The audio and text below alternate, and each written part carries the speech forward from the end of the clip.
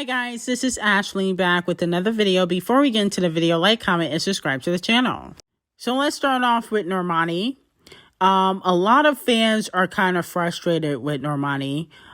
People have been sending me tweets of fans asking Normani when she's releasing her next single, what's going on. Their fans are asking Normani, spamming her in her comments. You said the single was coming in May.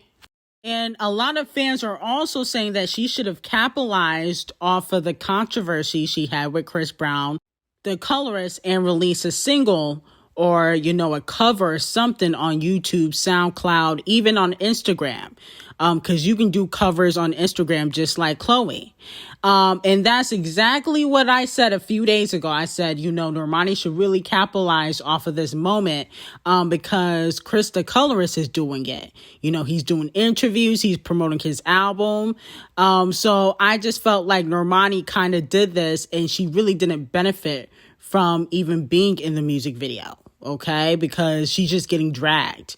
She should have put something out. But as for telling the fans what's going on behind the scenes, most of the time an artist doesn't do that, okay? I don't think a lot of artists, when they're having issues behind the scenes, whether they're blacklisted or not, they usually don't give you a play-by-play about exactly what's going on, okay? Even Nicki, she never really did that. She gave us clues, but she never said exactly the reason why she was blacklisted. Now, with that being said, Cardi B is allegedly dropping. So is the Queen of Music. So it would have been smarter if Normani had released earlier in the year. I feel like she was going to have trouble with being overshined by the bigger artists by dropping when everybody else is dropping. Okay, so she probably won't be able to put out an album until maybe like September, August, October, maybe not until the fall, because she can't do anything now with Beyonce, Cardi B, potentially Nicki Minaj releasing. She's going to get easily overshined. I feel like she can release a single, but she should have released Candy Paint by now, okay? And I feel like Normani's team is letting her down.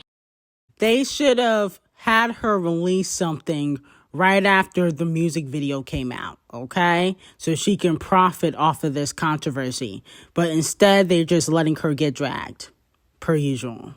Moving on to Doja Cat. Allegedly, Doja Cat is in talks of headlining the 2023 Coachella. So allegedly, they want her to be one of the headliners for next year's Coachella, because at the recent Coachella event that happened this year, she was the most talked about performance. Okay, everybody was talking about how Doja Cat is such a great performer. People were comparing her to the Queen Beyonce. So now they are allegedly considering her to be one of the headliners, and she does have an album that's supposed to come out next year. Okay, and that's what she will be working on this year. So let me know if you guys would like to see Doja Cat headline Coachella. I think that would be a good look for Doja Cat. If we are talking about female rappers as performers, Doja Cat definitely is on the top of the list. She is a very good performer. She doesn't just do twerking like some female rappers. She actually has choreography. A lot of these other female rappers, their choreography is twerking, doing splits, and basically, shaking their ass. But she actually dances. And I think that she is a very diverse artist. So I would like to see her at Coachella. I think that would be a good look. Moving on to the Queen of Rap and the Queen of Music. They both make history.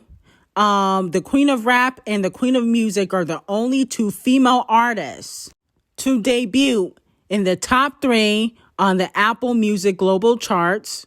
And then also, they're the only two female artists to sell 100,000 copies in sales in less than a week. Okay. So congratulations to the Queen of Rap and to the Queen of Music. I think when Do We Have a Problem came out, Nicki Minaj did 100K sales in 3 to 4 days. And it's the same thing for the Queen of Music for Break Your Soul. Now, some of the Queen of Music fans, the Beehive, were saying, well, oh, Nicki Minaj had help. She had Lil Baby help her with Do We Have a Problem? But then how comes Lil Baby wasn't able to do that with his solo music? If Lil Baby is the reason why Nicki debuted at #2 on Billboard, how comes he didn't do that with his solo music? He just dropped solo music, and it looks like he debuted in the top 10, top 20, but it's not like he's able to go #1 by himself, okay? He is not Beyonce. He does not have that type of clout. No shade, but he is a very talented artist. Speaking of the Queen Bee, allegedly there is another album in the stash in regards to the Queen of Music. She announced that Act 1 will be coming, the Renaissance. Allegedly there is an Act 2, which could mean more music. But here's the thing. I want to hear what's in Act 1 first before I want another Beyonce album. No shade, because I'm not crazy about the first single. The first single is not that bad. Break Your Soul, that's definitely a pop hit. I'm not really into house music like that. So I want to see what's going to happen with the remainder of the album and how that album sounds before we get into Act 2. Okay?